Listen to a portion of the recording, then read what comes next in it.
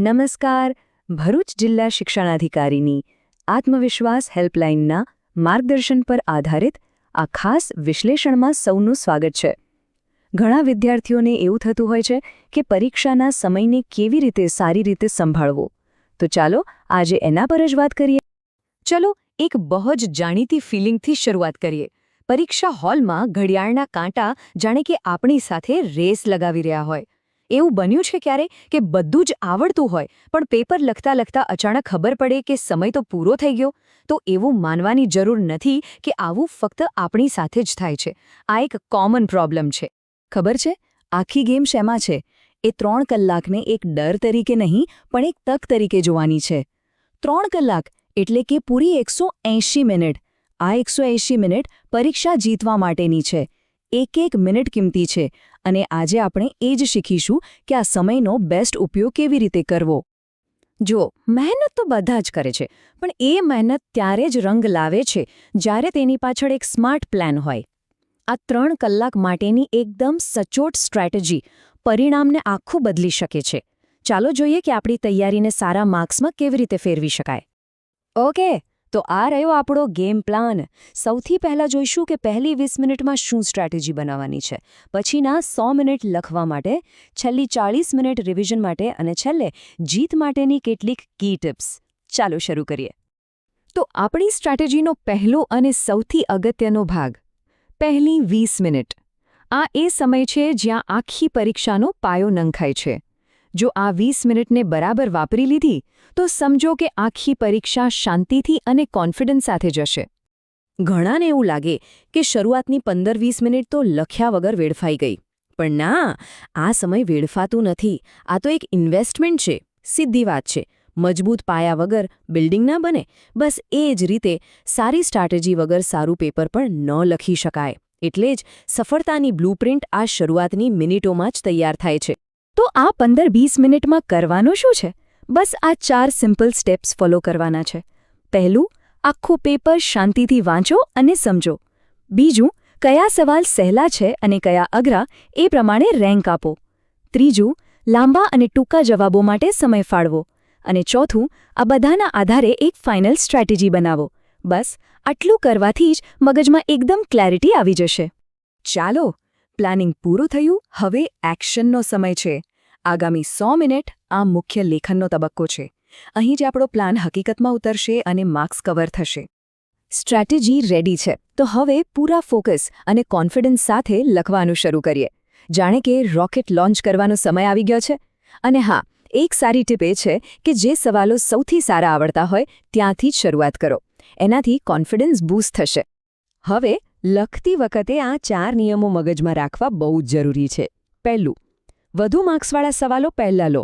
બીજું, કોઈ સવાલમાં અટવાઈ જવાય તો ત્યાં સમય બગાડવાને બદલે આગળ વધો. એને પછીથી જોઈ લઈશું. ત્રીજું, જે સારી રીતે આવડે છે એ પહેલાં લખી નાખો. અને ચોથું, દરેક સવાલ માટે જે સમય નક્કી કર્યો છે એને વળગી રહો. આટલું કરશો ને તો સમય પણ બચશે અને ટેન્શન પણ નહીં રહે. એક વાત ખાસ યાદ રાખવા જેવી છે. દરેક વિષયની લખવાની સ્ટાઇલ અલગ હોય છે.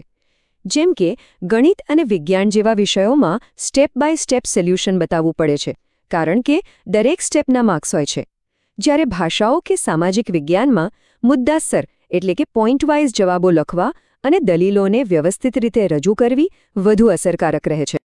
સારું, હવે આવે છે છેલ્લો અને નિર્ણાયક રાઉન્ડ, અંતિમ 40 મિનિટ.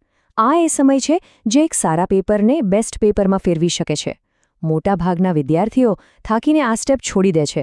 પણ ખરું કહું તો આ છેલ્લી 40 મિનિટ જ આપણને બીજાઓથી આગળ લઈ જઈ શકે છે. રિવિઝનનો મતલબ ગભરાઈને પેપર ફેરવવું એવો બિલકુલ નથી. ના, આ તો એક શાંત અને સિસ્ટમેટિક ચેકિંગ છે. આનો હેતુ એ છે કે આપણો એક પણ માર્ક નાની નાની ભૂલોને કારણે કપાય નહીં. તો રિવિઝનમાં સૌથી પહેલું કામ, એક નજર એના પર કે અક્ષર બરાબર વંચાય છે કે નહીં. કારણ કે જો પેપર ચેક કરનાર વાંચી જ ન શકે તો આપણે ગમે તેટલો સારો જવાબ લખ્યો હોય એ નકામો છે. બીજું કામ, બધી ભૂલો ચેક કરવાનું. જવાબોને ધ્યાનથી ફરી વાંચો અને જોવો કે ક્યાંય જોડણીની, વ્યાકરણની કે પછી ગણતરીમાં કોઈ ભૂલ તો નથી રહી ગઈ ને. આવી નાની ભૂલો પણ માર્ક્સ કપાવી શકે છે.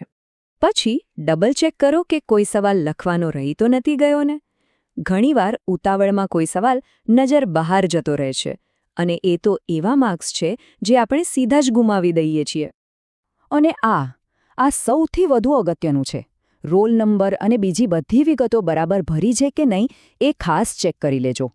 કારણ કે આમાં થયેલી એક નાનકડી ભૂલ પણ મોટી મુશ્કેલી ઊભી કરી શકે છે. અને આ બધું ચેક કર્યા પછી પણ જો છેલ્લે થોડો સમય બચે તો વિચારો કે શું જવાબોમાં કંઈક વધુ ઉમેરી શકાય છે? કોઈ ઉદાહરણ, કોઈ ડેટા કે પછી કોઈ મુદ્દો?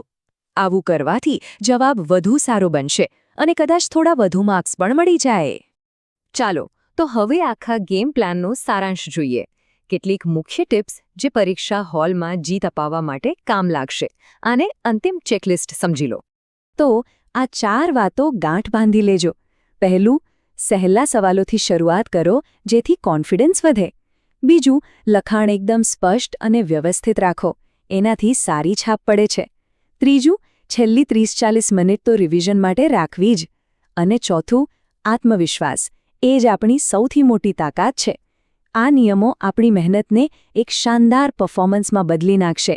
અને છેલ્લે, પરીક્ષા હોલમાં જતા પહેલાં આ એક વાત મનમાં રાખજો. મનોબળ ઊંચું રાખો. આ એક તક છે. પરીક્ષા કોઈ બોજ નથી, પણ આપણે જે શીખ્યા છે એ બતાવવાની એક તક છે.